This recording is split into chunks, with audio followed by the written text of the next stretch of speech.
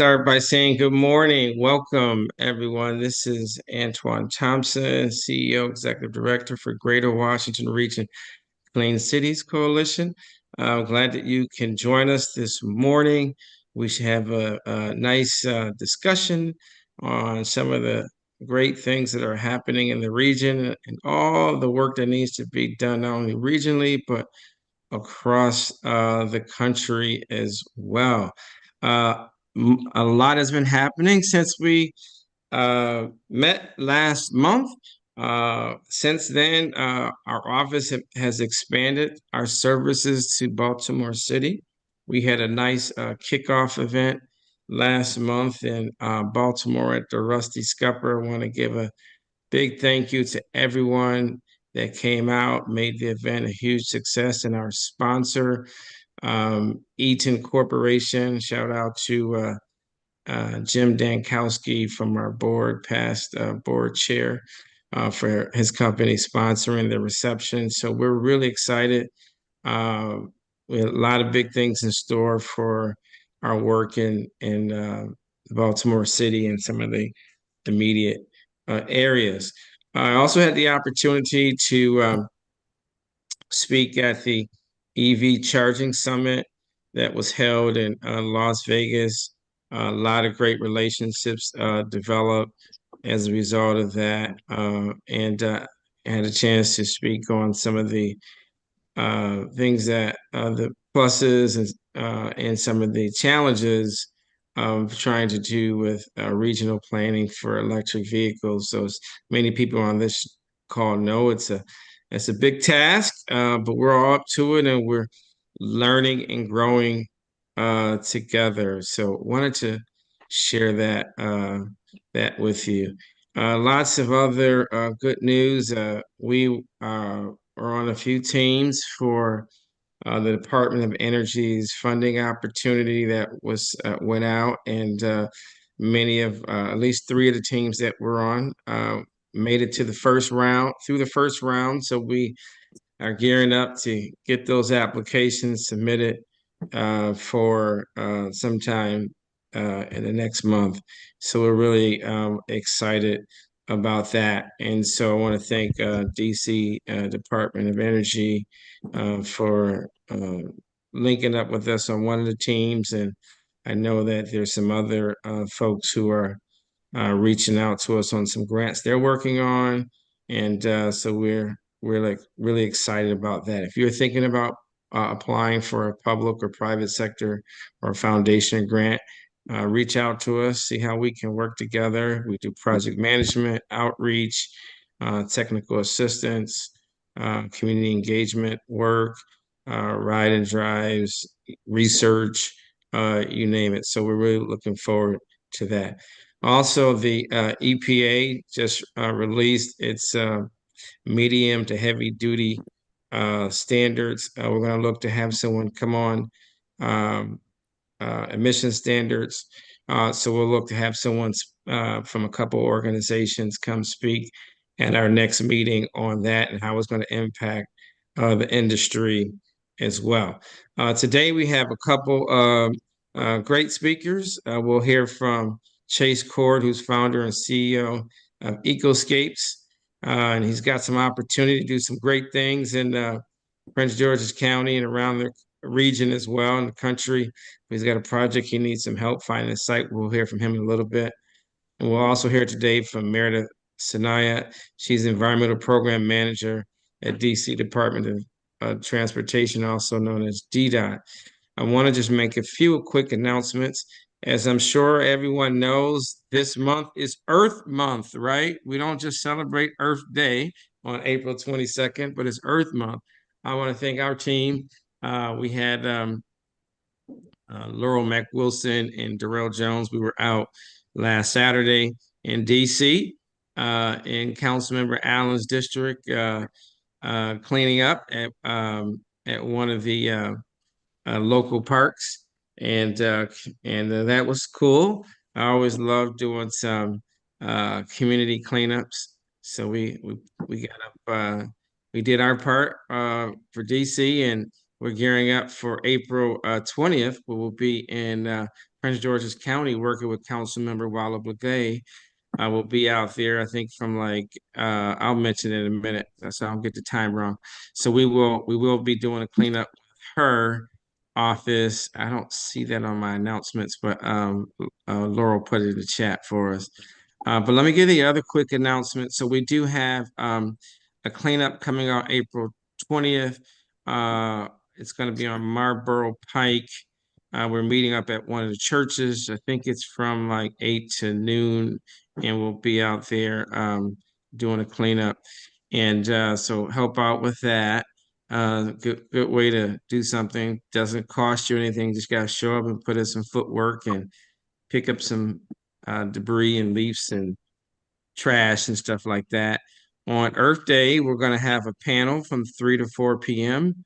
I am also speaking on that day at I think at the United Way as well in the morning. But we're having an Earth Day panel from 3 p.m. to 4 p.m. That's virtual, that's online. We also will have a clean green drink happy hour. That happy hour will be um, uh, from 6 to 8 p.m. It's going to be a Meetup PG C, Meetup Prince George's County. That's in Lanham, Maryland. Uh, it's free for members and it's $15 for non-members. So if you're not a member, it's going to cost you 15. It's going to be fun. We always have great networking at all of our happy hours. Those a lot of great networking. We are still looking for a couple sponsors.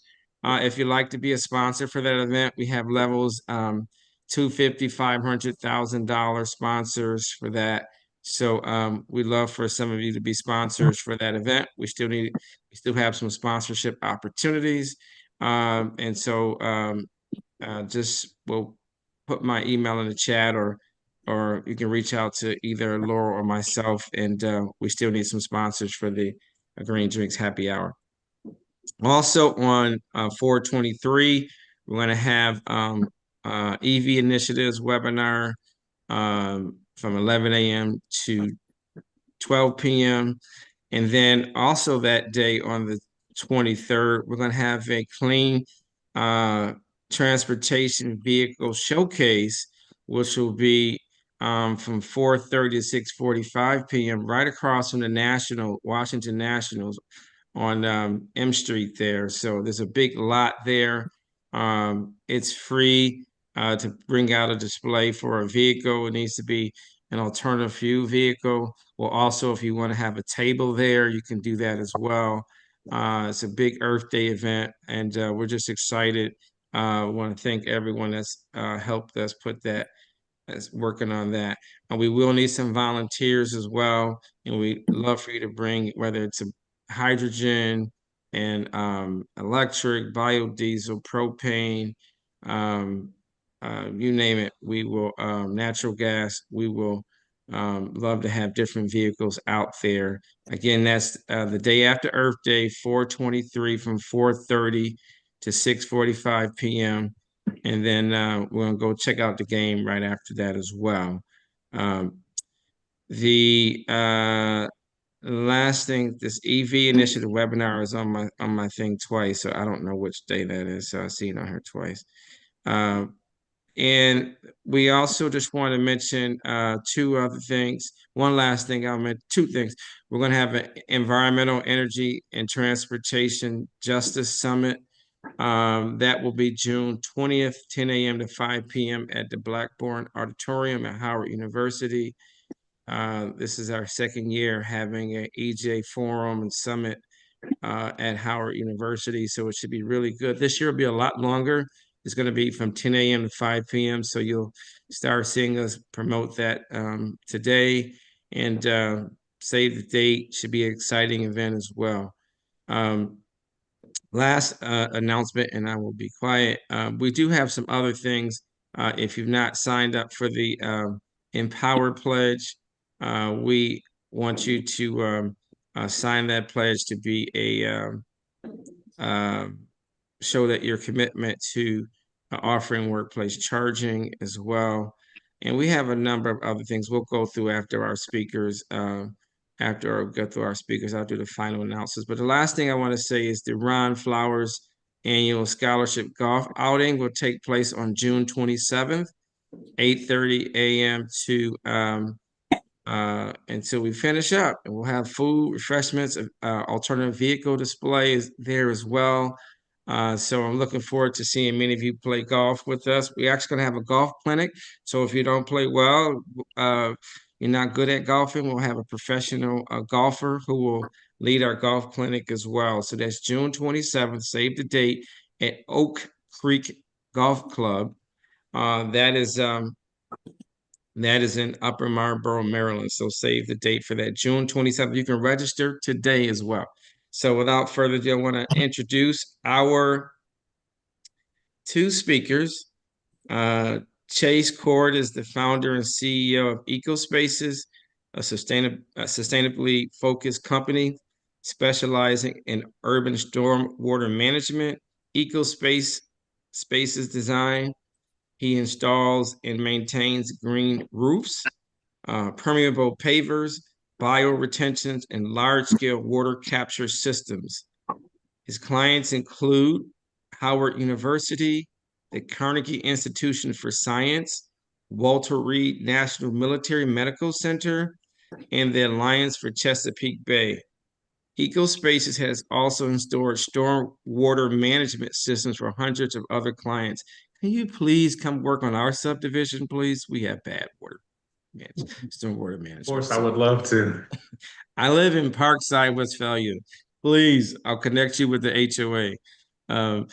Meredith is the environmental program manager for DC Department of Transportation, overseeing environmental compliance, climate change coordination and planning, and the management of the federally funded environmental initiatives, notably the National Electric Vehicle Infrastructure Program, also known as NEVI, the $5 billion program. Joining DDOT in 2023, Meredith brings her experience from Honolulu, Hawaii, Tacoma, Washington, going there this year too, and New Orleans this year. And she remains committed to advancing transportation options in the district. Let's give a nice warm welcome to our two speakers. All right. So we're going to have our two speakers go, and then we're going to give some updates. I want to have some here. After we go through them, I'm going to call on about 3 or 4 people today. I know we haven't done it in a while. I want to get some updates from some of you on what you're doing in the industry. We got to get back on track with that as well. So we'll start with Chase. We'll let you go first, and then we'll go with Meredith. So welcome. Thank you. Thank you, Antoine, so much for having me. Now, are you guys going to put the slides up? Yes. Forgive me, I don't. There we go. Okay, so my presentation will be fairly brief. As Antoine mentioned, we've got a grant opportunity with the Chesapeake Bay Trust, but I'll talk about that a little bit more. Again, thanks for having me. I'm happy to be here. Happy to see everybody on the call. My name is Chase Cord. I'm the founder and CEO of EcoSpaces. Like Antoine mentioned, we're a sustainably focused company here based in DC, specializing in stormwater management, although we've recently started to foray into the commercial solar market as well. Next slide, please.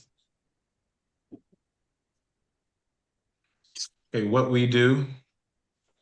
EcoSpaces, like Antoine mentioned, we design, install, and maintain green products such as green roofs, green walls, solar panels, permeable pavers, bioretentions, and rain barrels in an effort to increase biodiversity and sustainability in urban areas. We also offer environmental consulting services.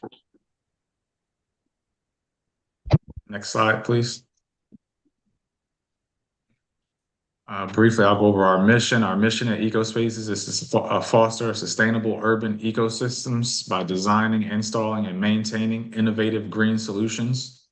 Through our commitment to environmental stewardship, we aim to enhance the quality of urban life, promote biodiversity, mitigate the urban heat island effect, and control the overall well-being of our community. Next slide.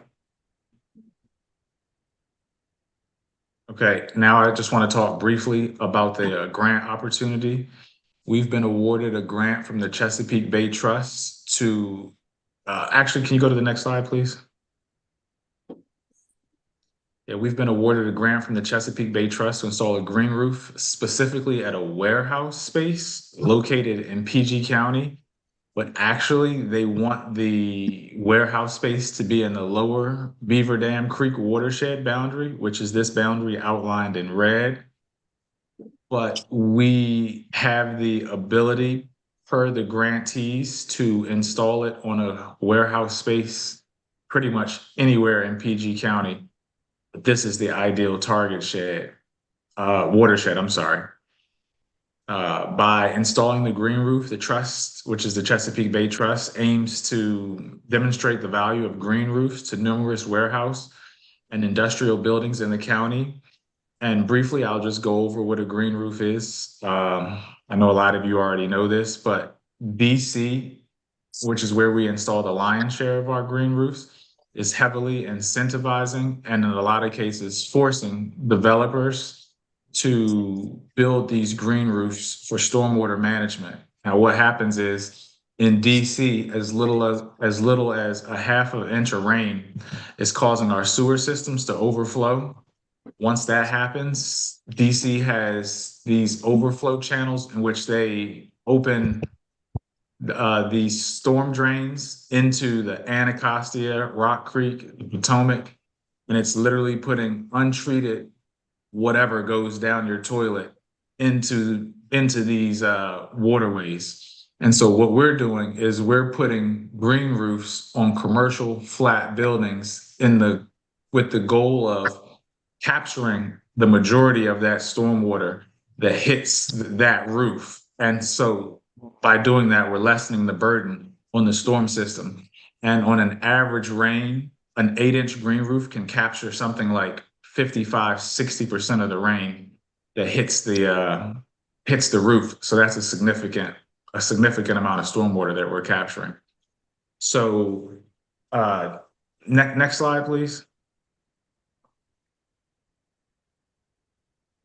Yeah, again, I'll go over it. Our goal is we are looking and have been looking for quite some time with absolutely no success. We're looking for a warehouse space in the target watershed that will volunteer their rooftop for an absolutely free green roof. So the funds that we have include for a site visit, site analysis, a structural evaluation to make sure that the roof can withstand the additional load that the green roof is going to impose. It will cover any permits necessary for the job. It would cover the materials and labor, and also 4 post-installation maintenance visits. So it's a total package. It's absolutely free. There's absolutely no cost to the end user. And then to go over some of the benefits that the end user would receive, I've already talked about the stormwater management piece. But to the building itself, the green roof will insulate the building. So in the winter, any heat that escapes through the roof would be insulated by the green roof. And conversely, in the summer, any heat that would transfer through the roof is captured by the green roof, thus reducing your heating and cooling costs. Mechanical equipment performs better on the roof when it's cooler. The green roof helps to keep the ambient temperature on the roof lower. It creates an amenity space. Obviously, it's a lot more attractive to look at than a traditional roof. Creates opportunities for biodiversity and wildlife. We've put solar panels in conjunctions with our green roofs. We've put beehives in conjunctions with our green roofs. So we've gotten very creative. I saw in the chat somewhere that someone asked a question. It is, must the green roof be installed on a warehouse? Yes, it has to be, unfortunately, a warehouse, which is what's made it really tricky for us. The reason Amazon is actually the impetus for all this, they did, and I don't really have the backstory, but they've done something in that particular watershed that has virtually depleted and almost desecrated the watershed. And so the Chesapeake Bay Trust has fought to get money, and so now they've got money, I believe, from Amazon to restore this watershed. And one of the things that they want to do is put a green roof on a warehouse space in that watershed because there are so many warehouses in that watershed. Amazon has a lot of them, Nordstrom, Nike. There's just countless warehouses in that watershed, and so yeah, unfortunately, it has to be on a warehouse.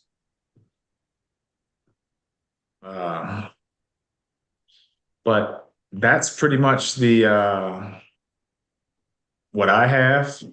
You're seeking additional partners in the solar space for the green roof installation. Certainly, we're always seeking additional partners in the solar space.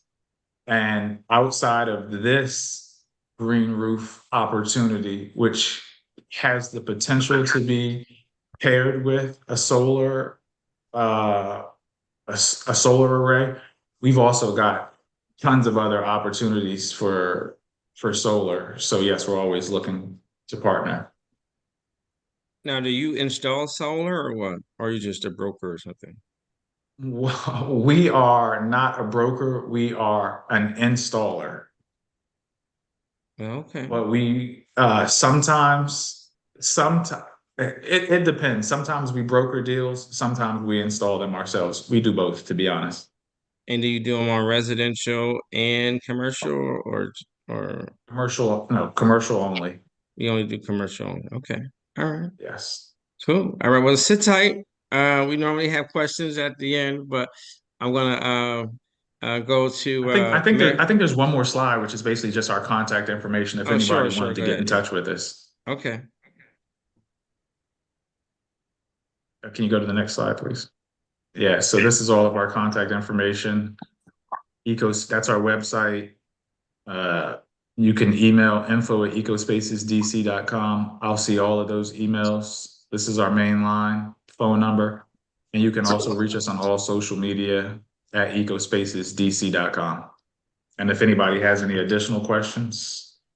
And I will I know you're a new member now, so we'll make sure I see there's a lot of interest in trying to help you out, and there's a number of folks who are on this call.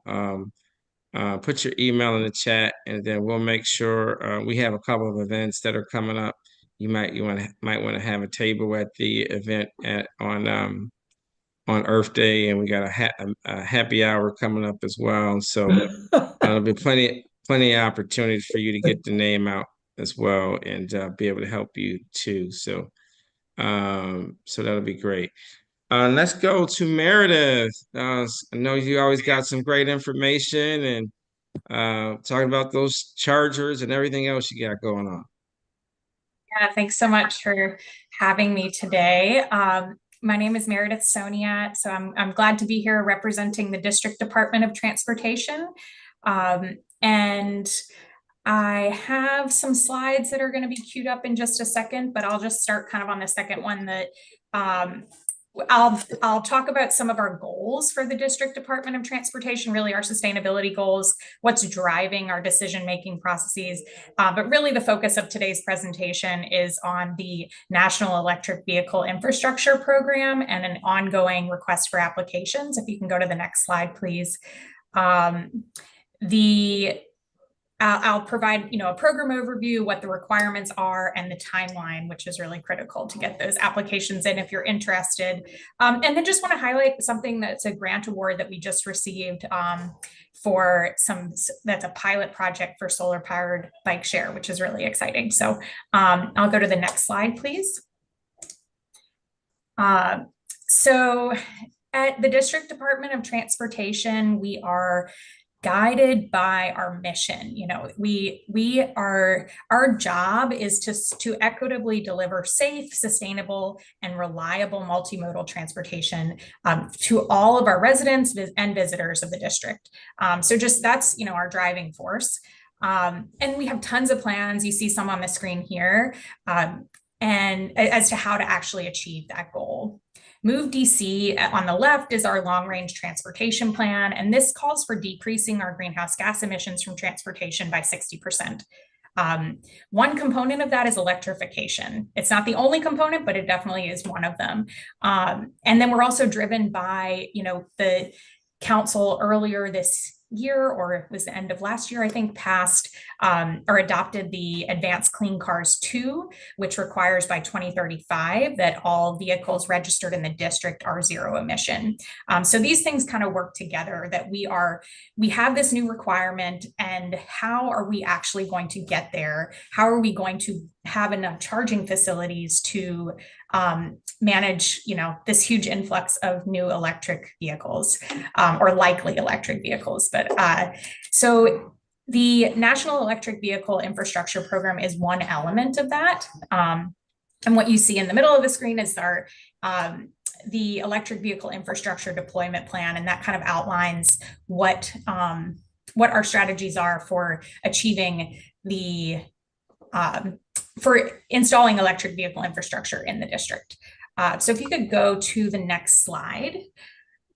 So I've shared some information on NEVI before, so I'm not sure if some of you are aware of this, but just want to highlight kind of the big picture purpose of the national program. The goal is to accelerate the adoption of electric vehicles and to create this reliable network of EV charging. So one of the biggest complaints of people switching to electric vehicles, you all are likely aware, is that, you know, if I'm doing a road trip, what am I going to do, you know, 100 miles, 200 miles down the road when I don't have a charge? You know, is there a place for me? Is there a definite spot that I can stop and get and fill up my battery? And so the way that this program is structured, it's largely around the national highway system and interstate network, setting these priority corridors for where we as a nation are installing chargers.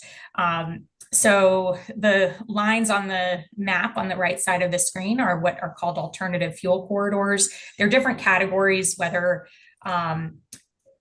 there is some charging infrastructure or none yet, but the goal is to have all of these built out with a charger at least every 50 miles. And this is a fast charger.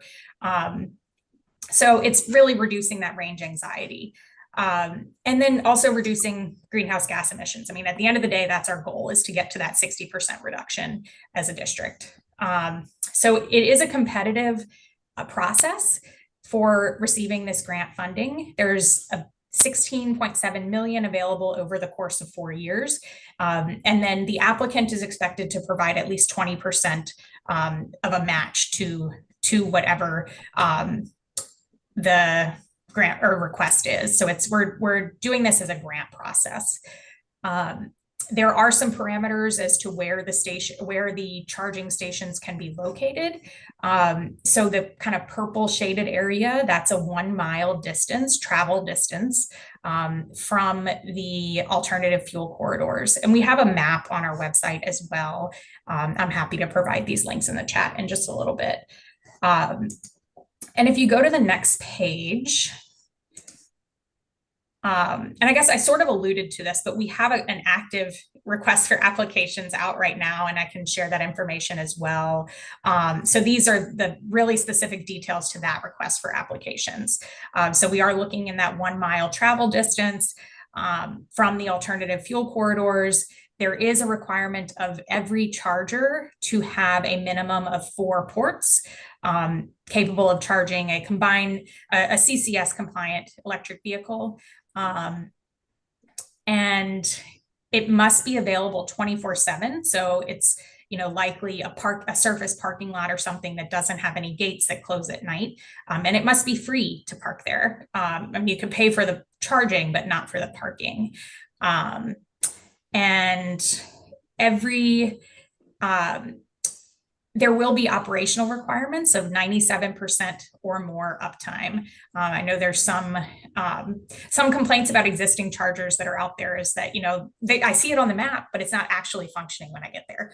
So there will be regular reporting requirements that folks have to meet. So, and then the charging stations must have the contactless payment. And then I think it somehow cut off at the bottom, but a really critical piece to this is that needs to be coordination and support from both the property owner, which makes sense, you know, a property owner and Pepco. So that's a critical piece. And we have direct instructions of kind of how to do that. So if you can go to the next slide, please. And I see a couple of questions. I'm happy to answer those in a second, but I just want to kind of run through this.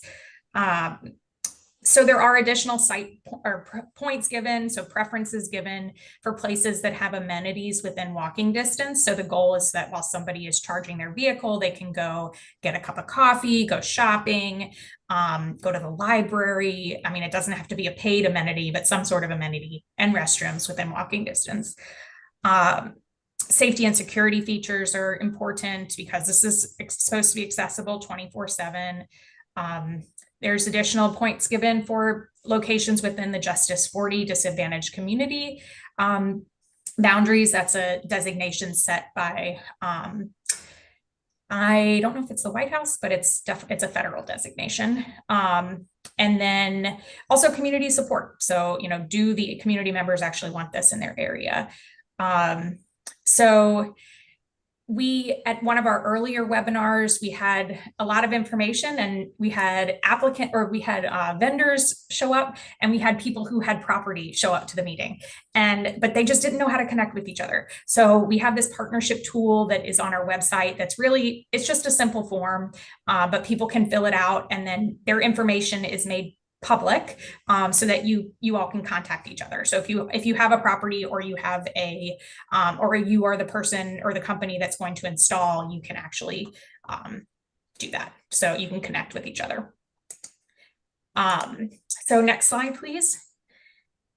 And so really just want to highlight the timeline that this application is due on May 24th, end of day. It will be emailed to our NEVI email address. And really the critical path for this is the letter from Pepco that can take up to 4 weeks. So if this is something you are interested in, I highly encourage you to start working on that. You can reach out to us if there's question about whether your site is eligible, at that email address right there. Because the website is useful, you know, the map is useful. We have a data layer of that 1 mile boundary, but if you're on the edge, definitely encourage you to reach out to confirm. And then we anticipate, you know, we're going to review the applications over the summer. The goal is to award the grants by fall, and each applicant will have 1 year from the grant award to actually open the chargers, which is would be sometime in 2025. So we're really excited about this. So yeah. And then I know that sounds like the end, but I want to plug one other thing that is going on. If you could just go to the next slide. I'm just really excited about this. This is not even my team, but it's something that is, it's a pilot that was awarded by DOEE, Department of Energy and Environment, to test out these solar canopies to basically create where the docking stations themselves for our cabbie would actually allow the e-bikes to charge in the docking station. So currently there's operational requirements of having, I don't know if they exchange the whole bike or just the battery out of the bike, but it requires individuals to go out and swap out batteries. And so this would allow for in-dock charging and have less, manual operation. So that's really exciting. It's a pilot. We don't know how it's going to work here. There's 4 locations that are going to be tested. The locations haven't been checked yet. But I mentioned the goal is to get to that 60% emissions reduction, and e-bikes are a really great way to kind of help get us there. It's not the only solution, but they're really popular. You know, since the e-bikes were introduced, we're constantly breaking year-over-year records, and we're getting more e-bikes, you know, regularly. So it's really exciting to see more kind of innovation in this, and hopefully we're excited to see the uptake. Hey, So, Meredith, yeah. would you happen to know, be able to share with folks at least the DC residents on the e-bike credit at all? Is that in your wheelhouse at all? Or if you know, don't worry if it's not a big deal. I know enough to know that it's still active. The application window is still active. And I can, while we're still on the meeting, I can see if I can find the link online. It's not my team directly, but I work closely with those folks.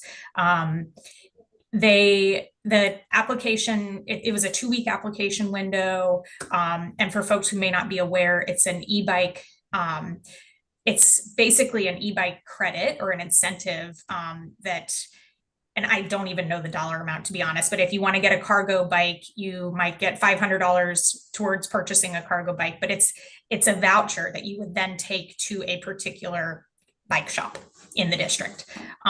So I can see, I'll see if I can find some information on it while we're still in the meeting and drop it in the chat. All right. Well, thank you. That was some great information. I know we do have a few questions for you. Yeah. I saw some. Will DOEE prioritize multi-fuel applications that include RNG or hydrogen for your NEVI at all? NEVI is exclusively electric vehicle charging. And it's a DDOT. We're working with DOEE, but just I understand sometimes there's confusion because we both work a lot in the electrification space, but it is led by DDOT, and Tassine Malik would usually be here, but she's out. She's our program manager. And so, yeah, it is exclusively for electrification. Yes. So I would just say if people are interested in the other charging funds, there is a ability to apply federally for other funding that is for hydrogen, et cetera. But I think DC, the district, they're focused on using their funding for EV charging. Is that correct? That is correct. Yeah. Okay. All right. I think Salima had a question. How does DC plan to fund or provide other incentives for residents to purchase clean fuel electric vehicles? Well, I just talked about the e-bike thing, right? And you all also have a credit for the purchase of electric vehicles, right? For cars, passenger cars too? I'm honestly not sure. There may be, but I would give you misinformation if I said one way or another. There is. We'll have Laurel drop that in the chat from our website. Yeah. We do. We have it right on. If you go to Drive Electric DC, we have all those incentives for DC, Maryland, and Virginia right on our Drive Electric DC website. And if you come to our webinar that Laurel is going to be doing next week, you get all the incentives for DC, Maryland, and Virginia. So yes, so thank you for that. Let me see if there are any other questions that I missed. I see a couple from Emmanuel. So the requirement, so a couple things, I can pull the specific definition of what a fast charger is and put that in the chat. And I don't know the kilowatts off the top of my head, but I can get that for you. There's been a lot of discussion around CCS versus NACS. The industry is headed towards NACS. I think it's pretty clear. A lot has changed since the NEVI requirements were initially put out a year and a half ago or 2 years ago now. So it's likely to change in the future, but for the time being, we do have to have CCS. The others, at least one needs to be able to charge a CCS. So I can put the specific language about that also in the chat. So each charger has to have 4 ports. And then they do need to be networked, and there are specific requirements of that as well. And again, I think most of these are in our frequently asked questions, so I'll just probably drop that into the the chat. But yeah, happy to answer any other questions. And then I'll put our email, the NEVI email, and we can follow up offline too. Well, let me just give give you a couple minute break, and then I'm gonna just give a few folks a chance to think about what other questions they have for you. But I want to give a couple other people a chance to give us some quick updates. I want to call on Sydney Stern. Sydney, any updates for us? Sydney, anything good going on with the company you guys working on? Any good industry things you're working on? Just a lot of new updates, a lot of funding coming out for the IRA programs and clean school. Sydney, bus can you just funding. mention what organization you're with? Hi, sorry, it was EPA. Okay. Just the EPA, everyone. Just the EPA. All right. Why don't you mention any good things you got coming up? Yeah, I just wanted to highlight that most likely anticipating another clean school bus round of funding coming out soon, probably within 2024. Also wanted to highlight that an email went out probably to a lot of different stakeholders today about clean heavy duty vehicle program funding through Inflation Reduction Act. That's going to be announced somewhat soon, hopefully. So I saw that definitely $1 billion. keep an eye out for that. Woo. Yeah, so definitely keep an eye out for that. We will definitely let you know once it's all finalized. That is above me where it gets finalized. All right. Thank you. Thank you. We'll go to Erica Bannerman from Prince George's County Office of Environment. Any updates, Erica's Earth Month? Erica.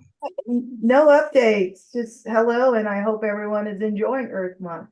All right. Well, we'll be out in Prince George's County quite a bit this month. So, all right. Wonderful, we look forward to it. All right. Thank you. I want to go over to Kate from WMATA. WMATA's our local transit. Okay, I'm here. Hi, thanks, Antoine. So Hey. I'm Kate Raitzer, Sustainability Program Manager at WMATA. We're very excited about Earth Month. Hopefully, one of the things that we've been focusing on is transit. In addition to biking, walking, and electrifying, is a good way to support those clean sustainability and greenhouse gas reduction goals. So we actually have some Earth Month messaging all throughout our system. If people are riding, you may have seen just thanking customers for riding transit and reminding them that choice is helping us clean up the air and save the planet. So that's pretty fun. That's something you can see in our rail stations. We are also doing our second year of a student art bus wrap competition. So launching on Earth Day, there'll be 3 new buses that will have student art design celebrating public transit's role in a healthy community.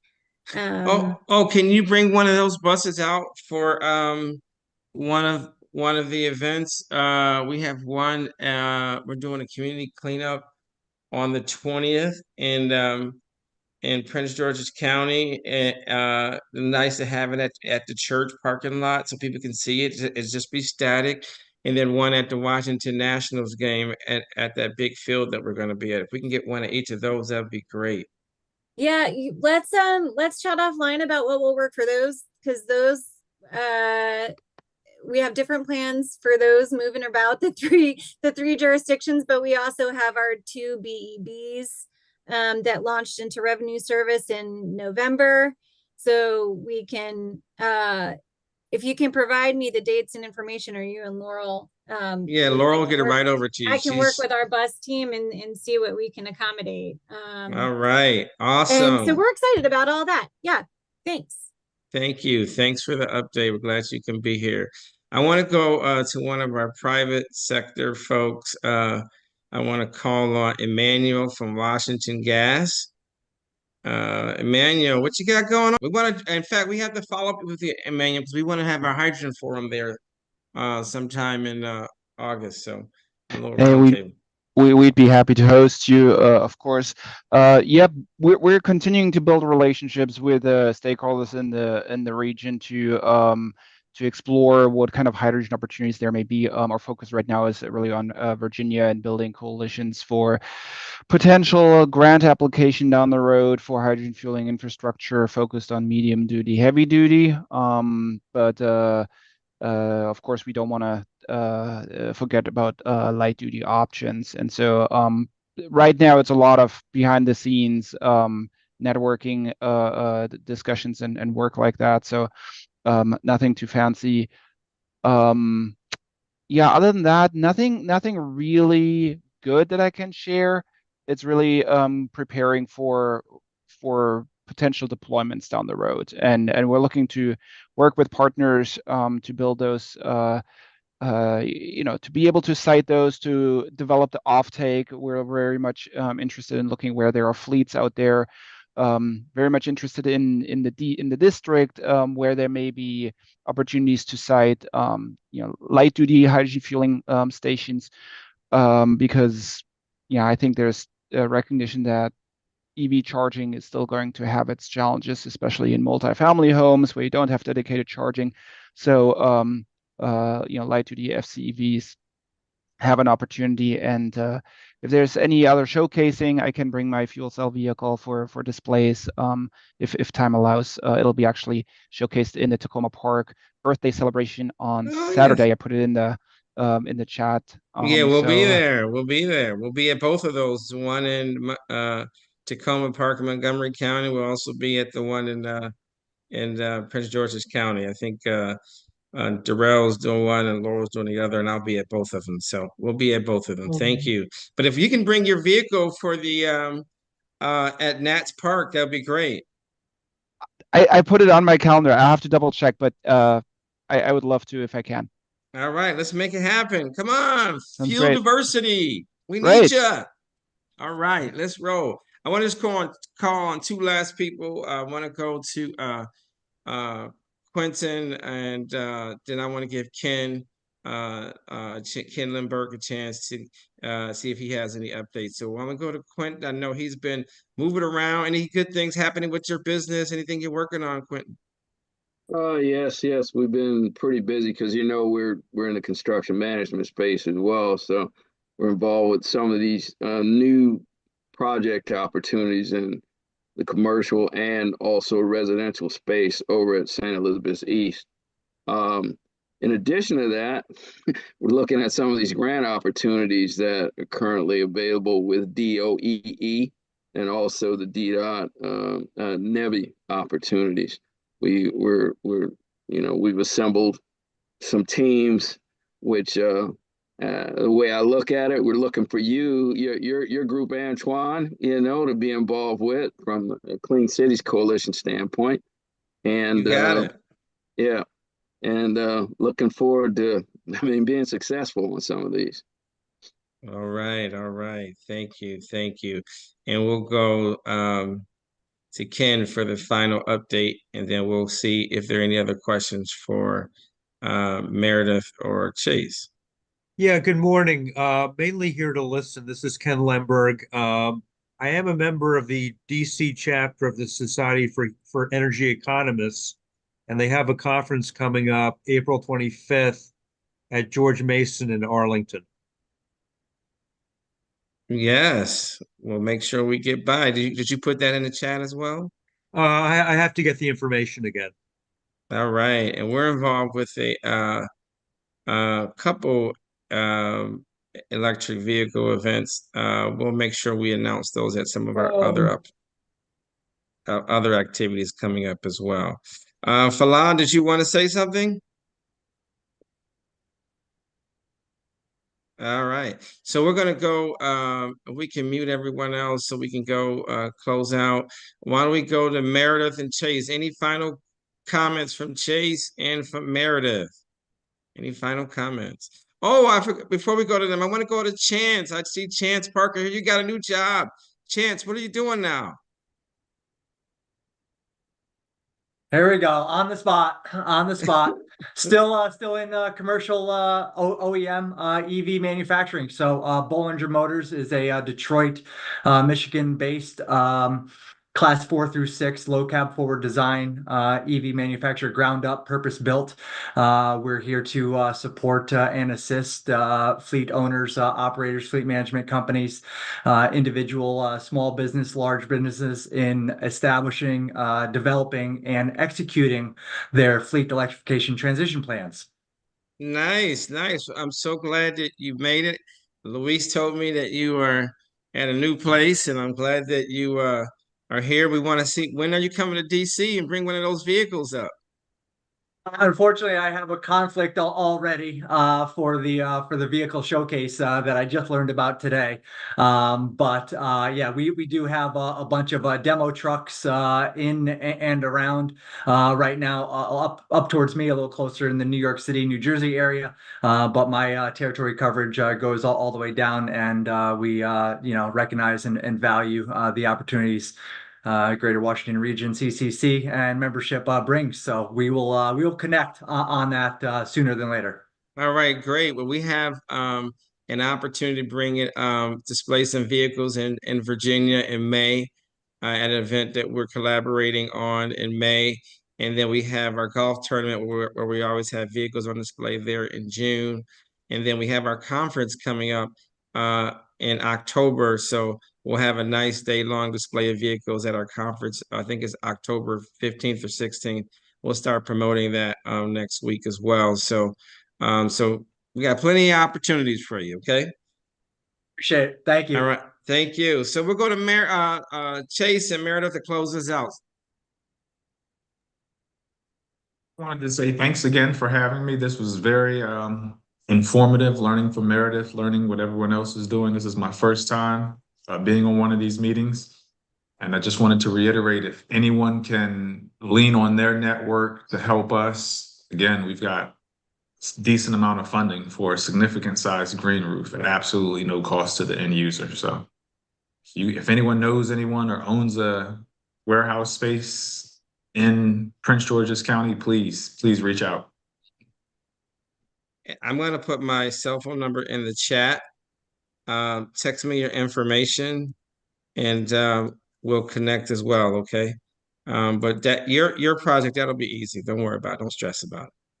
And hi, this is Erica, Deputy Associate Director at Prince George's County Department of the Environment. I can put my information in the chat and connect you with David Iannucci, who runs our Economic Development Corporation. Would love to have conversations around your request. Yeah, that's a beautiful idea. I mean, that shouldn't be low. That should be low-hanging fruit for us. Antoine.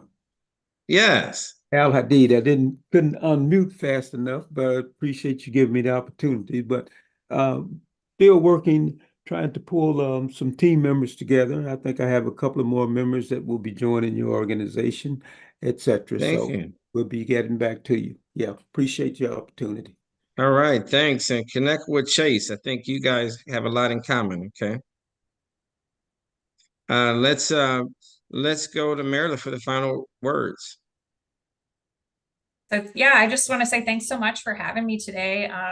Great to have the discussion and learn from Chase and learn about, everything that's going on around the area. And please reach out if you have any questions or just want to talk about what's going on in the NEVI program or the district's work in electrification. Happy to talk with you. Thanks.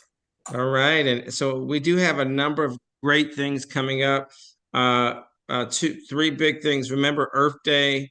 We have an Earth Day panel on April 22nd from 3 to 4 p.m. We're also going to be having a clean green drinks happy hour 6 to 8 p.m. Free for members, $15 for non-members.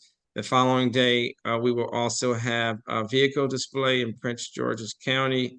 I mean, at Washington Nationals at the game there, and tons of other things. And remember that if you're not a member, pay your dues. And also, even if you are a member, do something good for the environment. So if you don't have time, donate money. And if you have time, donate your time. But do something good for the environment on April 22nd and throughout the month. At our office, every day is Earth Day. Take care and thank you all. We'll see you soon. Bye-bye. Thanks to our speakers and thanks to our team for putting this on. Bye-bye.